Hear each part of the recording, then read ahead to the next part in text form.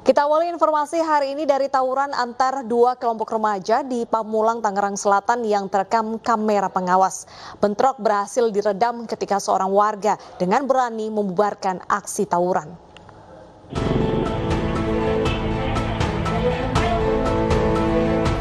Warga di Jalan TPU Parakan, Pondok Benda, Pamulang, Tangerang Selatan dikagetkan dengan aksi saling serang dua kelompok remaja menggunakan senjata tajam.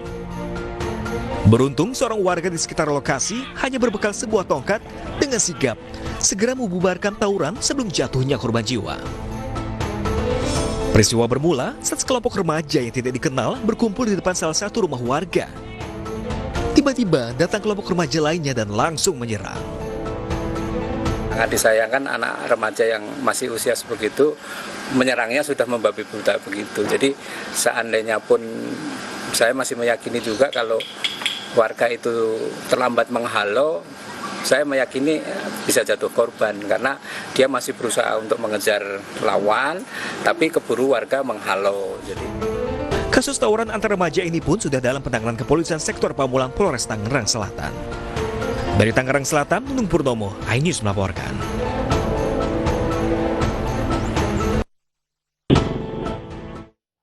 Sebuah video amatir merekam detik-detik sepeda motor yang disenggol truk hingga terjatuh.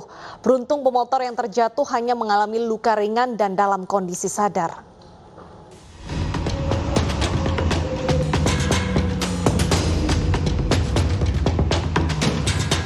Beginilah detik-detik kecelakaan sepeda motor yang disenggol truk di Jalan Raya Karang Tanjung, Pandeglang, Banten pada Sabtu sore.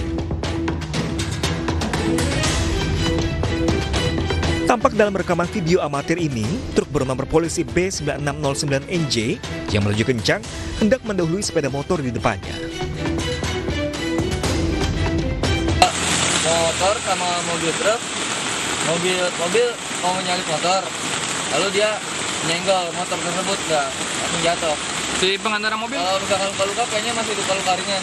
Dia langsung diobatin, tapi dia masih sadar. Oh, si Akang. Dalam peristiwa tersebut, korban langsung ditolong warga dan dibawa klinik terdekat. Usai mendapatkan perawatan, korban dibawa pihak keluarga untuk dirawat di rumah. Dari Pandeglang, Banten, Iskandar Nasution, iNews melaporkan. Pemirsa, kita beralih ke informasi selanjutnya. Kondisi kesehatan Galaskai, anak dari almarhum pasangan Vanessa Angel dan Febri Ardiansyah, korban kecelakaan maut di tol Jombang mulai membaik. Sabtu malam, Gala menjalani operasi mata akibat luka di sekitar matanya.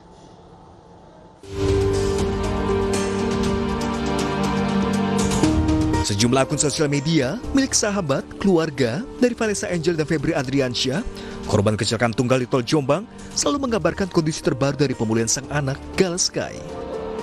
Gala yang tengah dirawat di RS Bayangkara, Surabaya Sabtu malam menjalani operasi mata akibat luka di bagian matanya. Kondisi Gala kini semakin membaik dan dalam tahap pemulihan. Kabar baik ini pun disampaikan sahabat dekat kedua almarhum. Gala ini kenapa selalu menangis ketika di sini lagi, Mas? Di belakang di sampingnya mata ini ternyata ada sedikit sobek, mungkin 1 senti. 1 sentian? Iya. Sobek atau serpian? Bukan. Sobek. Luka. Luka inilah yang kemudian ketika adik ini nangis, jadi masuk ke situ. Ini kan perih. Jadi tadi mungkin 6-7 jam itu nangis terus. Tapi ketika tadi sudah operasi, masih kecil, Mas, berlangsung hanya mungkin 15-20 menit lah ya. Singkat berarti itu singkat ya kan, tapi kan memang betul. Ya, alhamdulillah sekarang udah tadi. Sementara itu, terkait kondisi asisten rumah tangga Vanessa Angel mengalami patah jari kelingking dan 1 gigi lepas juga mulai membaik.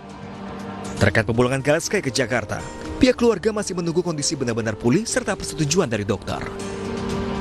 Dari Surabaya, Jawa Timur, Rahmat Ilyasyad, iNews melaporkan. Pemirsa, seorang wanita ditemukan tewas dalam keadaan setengah telanjang di kamar rumahnya di Kelurahan Cipari, Kota Tasikmalaya, Jawa Barat.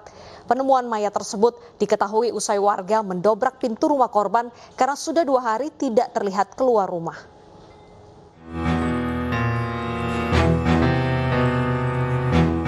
Jasad Rosmiati ditemukan warga dalam kondisi berlumuran darah di perumahan Melodi, Kampung Ciberem, Kelurahan Cipari, Tasikmalaya, Jawa Barat, Sabtu malam.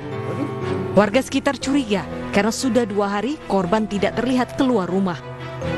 Warga pun mendobrak pintu rumah korban dan mendapati wanita berusia 54 tahun ini tewas dengan kondisi setengah telanjang di kamarnya.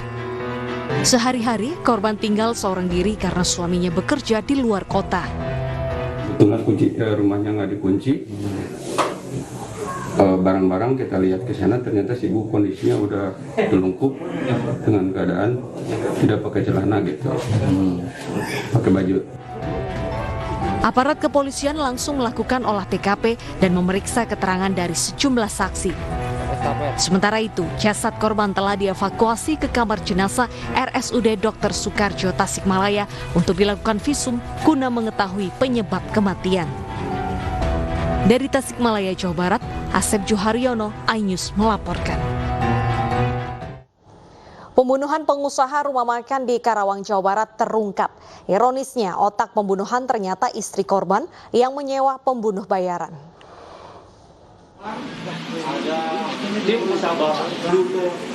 Satreskrim Polres Karawang mengungkap pembunuhan pemilik rumah makan Padang dan menangkap 6 orang pelaku, salah satunya istri korban yang merupakan otak pembunuhan.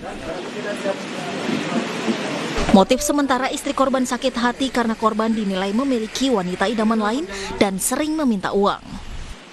Dia pun membayar eksekutor sebesar 30 juta rupiah. Korban dibunuh di depan rumahnya di Kelurahan Nagasari pada 27 Oktober lalu dengan senjata tajam. Setelah kami menangkap Otong, terungkap bahwa otak daripada kasus ini adalah yaitu istri korban. Inisial MW, ya. Maaf, NW, ya, istri korban inisial NW. Setelah istri korban kami tangkap, berkembang ke tersangka-tersangka lain, ya. Kami berhasil menangkap 6 pelaku. Ya. Kemudian dari hasil penyidikan terungkap memang para pelaku ini sudah merencanakan sejak bulan September. Selain menangkap pelaku, polisi juga menyita berbagai barang bukti berupa senjata tajam hingga sepeda motor dan masih mengejar 2 pelaku lainnya yang sudah masuk DPO. Dari Karawang, Jawa Barat, Muhammad Fahrudin, iNews melaporkan. Seorang pria di Bangka Tengah, Bangka Belitung tega memperkosa anak tirinya yang masih di bawah umur selama 4 tahun. Aksi bejat pelaku terbongkar setelah korban kabur dari rumah dan melaporkan peristiwa kelam tersebut ke kakaknya. Mana pisaunya? Ini. Itulah ya. Ini pisaunya ini. Mana bajumu? Inilah detik-detik saat jajaran Polsek Pangkalan Baru meringkus T di kediamannya di Desa Belukuk, Kabupaten Bangka Tengah, Provinsi Bangka Belitung. Polisi turut mengamankan sebilah pisau dari tangan pelaku. Pria pengangguran ini ditangkap lantaran memperkosa anak tirinya yang kini berusia 13 tahun.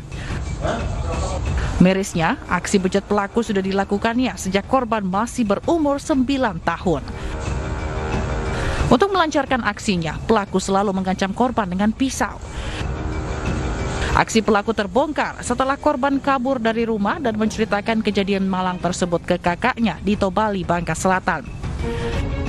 Didampingi pihak Dinas Pemberdayaan Perempuan Perlindungan Anak Bangka Tengah, keluarga melaporkan kejadian tersebut ke polisi. Pelaku kesehariannya tidak bekerja. Modus setiap melakukan persetubuhan, pelaku mengancam korban dengan menggunakan pisau. Untuk mempertanggungjawabkan perbuatannya, pelaku dijerat Undang-Undang Perlindungan Anak dengan ancaman hukuman 15 tahun penjara. Dari Pangkal Pinang, Bangka Belitung, Haryanto, iNews melaporkan. Lagi-lagi seorang mahasiswi memperoleh pelecehan seksual saat bimbingan skripsi. Mahasiswi Unri Riau tersebut bahkan mendapatkan ancaman tuntutan 10 miliar rupiah dari dosen yang dekan melecehkannya. Pihak rektorat langsung membentuk tim pencari fakta untuk mengusut kasus tersebut.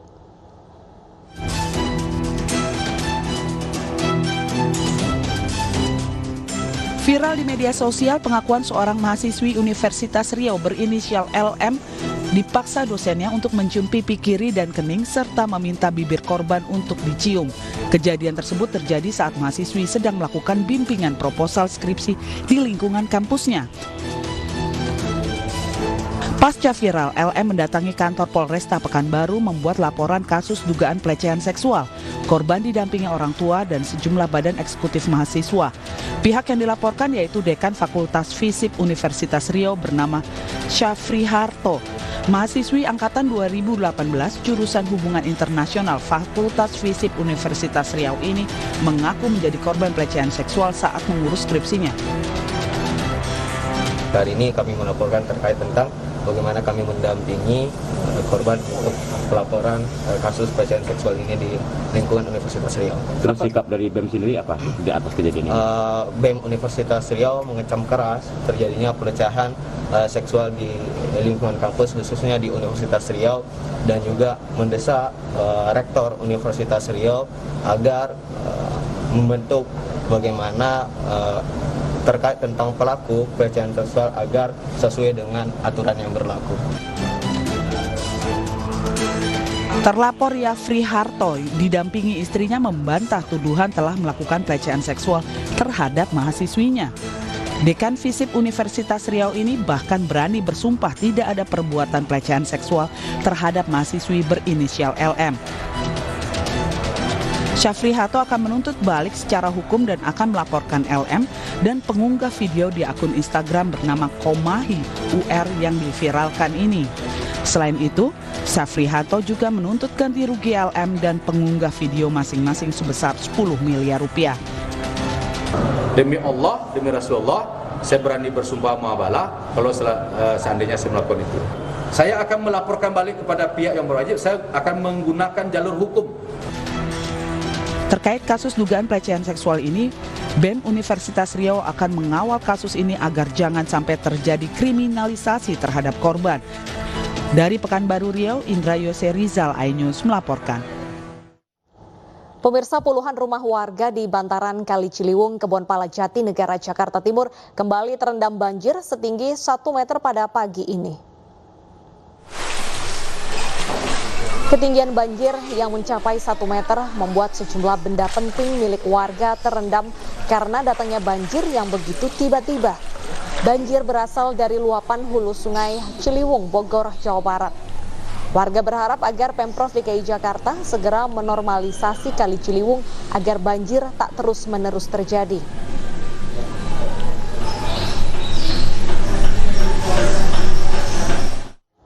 Sementara itu sejumlah rumah warga rusak setelah diterjang banjir bandang di Desa Cikande, Bandung Barat. Hingga pagi ini akses jalan masih tertutup endapan lumpur.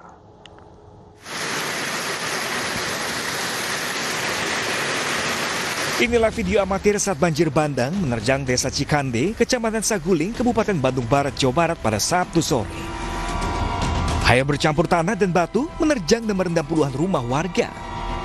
Hujan deras yang mengguyur selama lebih dari 3 jam membuat tanah tebing labil dan saluran air meluap.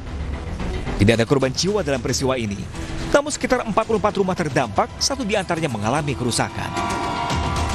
Anak katanya mau lewat, untungnya pas anak lewat situ ini jebol. Oh, gitu. Pak, memang hujannya besar kemarin, Pak? Wah, Pak, bukan besar lagi. Pokoknya kalau untuk hujan tahun ini baru hujan ini yang paling besar. Berkisar 45 rumah. Ya, yang jebol 1, kalau yang itu cuma kena air aja, yang lainnya ya curah hujan tinggi Pak itu ya, karena memang baru pertama kali ini gitu ya. Hingga kini warga dan petugas BPBD Bandung Barat masih melakukan pembersihan material lumpur di rumah warga dan akses jalan dengan alat seadanya sembari menunggu alat berat. Dari Kabupaten Bandung Barat, Jawa Barat, Yuwono Wahyu, iNews melaporkan. Ya, selain rumah penduduk, salah satu yang juga terdampak banjir bandang adalah Sekolah SMP Negeri 3 Saguling, Bandung Barat. Dan langsung saja kita pantau bagaimana kondisi terkini di sana bersama dengan Bapak Heri Gunawan, guru SMPN 3 Saguling, Bandung Barat. Selamat siang Pak Heri. Selamat siang. Baik, Pak Heri, apakah proses pembersihan lumpur sudah mulai dilakukan hari ini? Sudah mulai Bu, dari sejak kemarin kejadian, yakni waktu kemarin itu jam 12 kejadian hujan turun besar dan air dari atas mungkin dari bukit mengalir ke sekolahan Bu, ke SMP 3 Jakarta. Kalau untuk intensitas hujan sendiri apakah masih deras Pak di daerah tersebut? Kalau sekarang udah enggak Bu, kemarin ya deras sekali Bu selama 3 jam. Ini kan sekolah masih terendam endapan lumpur Pak. Apakah ada sekolah alternatif agar murid-murid masih bisa belajar? Mengingat kan sekarang PTM sudah mulai diberlakukan nih Pak. Iya. Gini Bu, kemarin itu pas hari Minggu kan langsung kerja bakti semua, baik yang dilibatkan itu masyarakat, orang tua murid, RT dan RW, tempat juga anak-anak, juga kami itu kemarin itu semua bekerja Bu. Alhamdulillah sekarang sedikit lagi Bu, yang dijaga itu takut turun lagi hujan Bu sekarang. Ini juga lagi dengan anak-anak Bu. Untuk alternatif belajar Bu, mungkin kalau sekarang selesai mungkin besok bisa ini, kalau enggak mungkin dilaksanakan dari dulu. Baik, terakhir Bapak, fasilitas apa saja yang rusak Pak? Yang sementara yang ini yang rusak mungkin di sini masuk ke ini mungkin lemari, meja dan sebagainya yang masuk ke kelas, terutama ke ruang lab, terus ke kantor Bu, ke kantor ke baik. Baik, semoga fasilitas rusak ini bisa segera diganti dengan yang baru agar proses belajar tetap berjalan lancar. Terima kasih Pak Heri atas informasinya. Selamat beraktivitas kembali Pak. Pemirsa, banjir menerjang jalan Trans Kalimantan poros tengah di Desa Bukit Rawi, Pulau Pisau, Kalimantan Tengah. Jalan tersebut merupakan akses utama sejumlah kabupaten di Kalimantan Tengah dan jalan yang menghubungkan ke Provinsi Kalimantan Timur dan juga Kalimantan Selatan.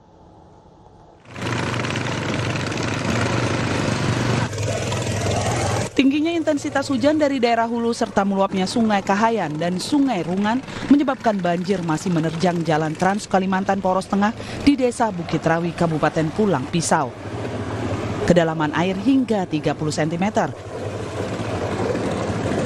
Jalan yang rusak dan banyak terdapat lubang membuat para pengendara terpaksa harus berhati-hati dan mengemudikan kendaraannya secara perlahan agar tidak terperosok di genangan banjir yang lebih dalam. Menghemat biaya. Oh, kok menghemat biaya? Mendorong. Kiri kan 100 lebih. Oh, jadi Bapak sengaja mendorong motor melewati banjir ini? Ya. Sulit ya? Sulit ya? Banyak lubang. Banyak lubang? Ya. Sebagian pengendara roda 2 memilih menyewa angkutan perahu untuk melintasi banjir bersama motornya dengan membayar ongkos Rp50.000 untuk sekali menyeberang. Padahal jalur yang terendam banjir ini merupakan akses utama sejumlah kabupaten di Kalimantan Tengah dan jalan yang menghubungkan ke provinsi tetangga, yakni Kalimantan Timur dan Kalimantan Selatan. Warga berharap pembangunan jembatan layang di lokasi ini segera selesai, sehingga tidak kesulitan melintas saat terjadi hujan deras yang mengakibatkan banjir. Dari Kabupaten Pulang Pisau, Kalimantan Tengah, Ade Sata, iNews melaporkan.